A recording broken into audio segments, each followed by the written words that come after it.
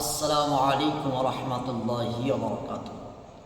আলহামদুলিল্লাহি নাহমাদুহু ওয়া নুসাল্লি আলা রাসূলিহিল কারীম ওয়া আলা আলিহি ওয়া আসহাবিহি আজমাইন।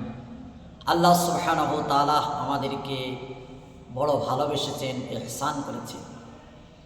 আল্লাহ সুবহানাহু ওয়া তাআলার সঙ্গে দেখা করতে গেলে দুইটি আমল আমাদের অত্যন্ত জরুরি।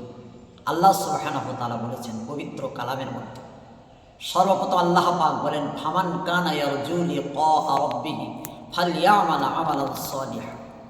নেক আমল করতে হবে, ভালো ভালো আমল করতে হবে, এবং এই ভালো আমলের মধ্যে আবার দুইটি শর্ত রয়েছে। নিয়ত থাকতে হবে আল্লাহর জন্য, আর যেটা করতে হবে নবী সাল্লাল্লাহু আলাইহি সাল্লামের তরিকা অনুযায়ী। আর দ্বিতীয়, ওয়ালা ইউশরিক বিইবাদাতি রাব্বিহি আহাদা।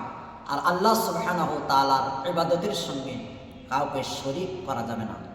ভাই, যদি আমরা এই দুটি কর্ম করি তাহলে কিয়ামতের দিন আল্লাহ সুবহানাহু ওয়া তাআলার সঙ্গে দেখা হয়ে যাবে। আল্লাহ সুবহানাহু ওয়া তাআলার দিদার আপনাদের সকলকে আমাদের নসিব করুন। সকলে বলে আল্লাহুম্মা আমিন।